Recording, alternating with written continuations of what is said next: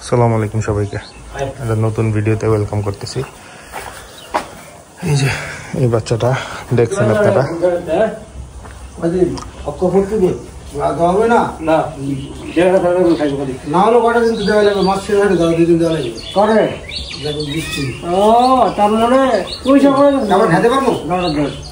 এই যে এটা ডাকছে গরুটা, এটাতে বীজ দিচ্ছে। এই যা কি সেটা, এটা এত বড় ফুলায় নেই, ইঞ্জেকশনের ফুলাটা মনে হয়, ইঞ্জেকশনের ফুলাটা হবে।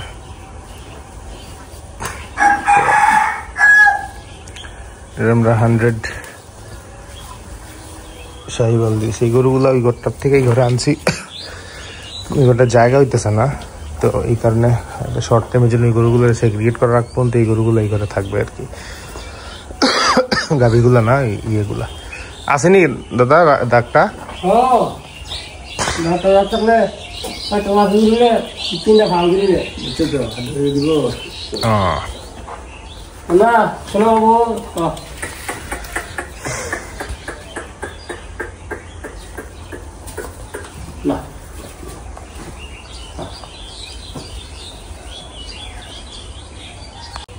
বিয়ে কোনো সমস্যা ছিল না,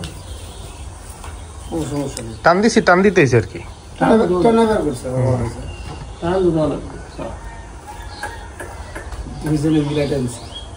আপনার মুরব্বী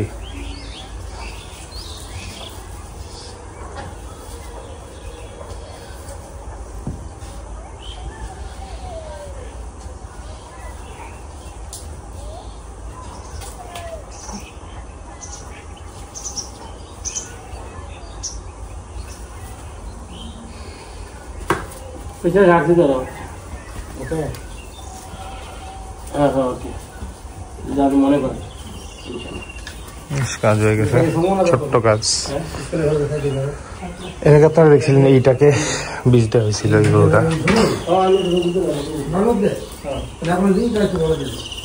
তো এবার এটাতে দিলাম আর কি।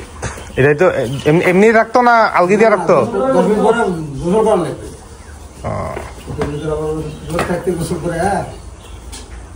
ঠান্ডা ঠান্ডা লাগে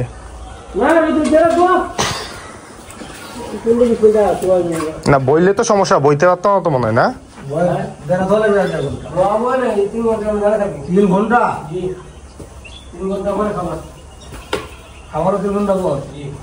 এটা আবার গোসল করে তো দর্শন করে।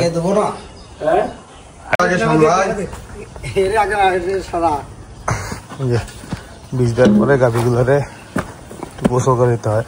টাইমটা খুব খারাপ, হালকার উপরে একটু গোসল করে দিতে হবে আর কি। বাচ্চারা শরীরে জ্বর আছে?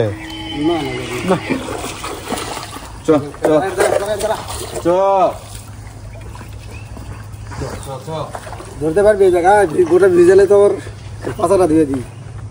না ওইটা হালকা একটু ভিজে দেন, হালকা। না না না নামাইন না, নামাইলেন সমস্যা হবে ঠান্ডার। হ্যাঁ সিটা দিয়ে আনি, সিটা দিয়ে গোসল করে দিন।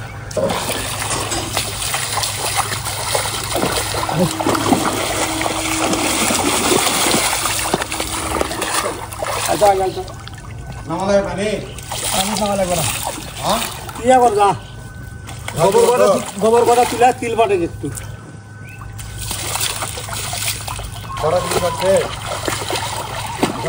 আর নিয়েন না পরে গাতর যাবো গা।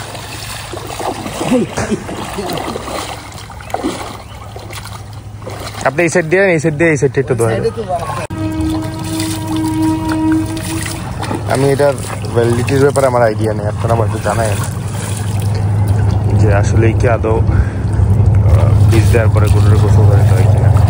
যেহেতু আমাদের সারের খাওয়ান, আমরা জাস্ট 2টা গাভী গরু পালি শখের বসে, আর কিছু এসে গোসলটা করে নিজেই দিয়ে উঠে গেল।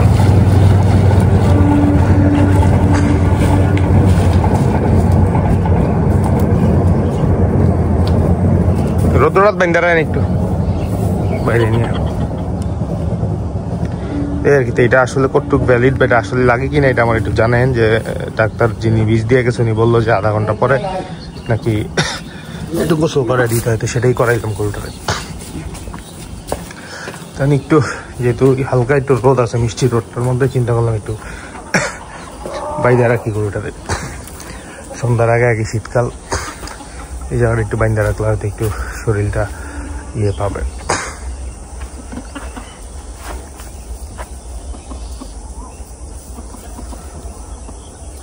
এবার মাশাআল্লাহ আমাদের একটা সাদা কালারের রাতা মুরগি হয়েছে। তো যাই হোক, শেষ করে দিই ভিডিওটা এখানেই। ভালো থাকেন আপনারা সবাই, আসসালামু আলাইকুম।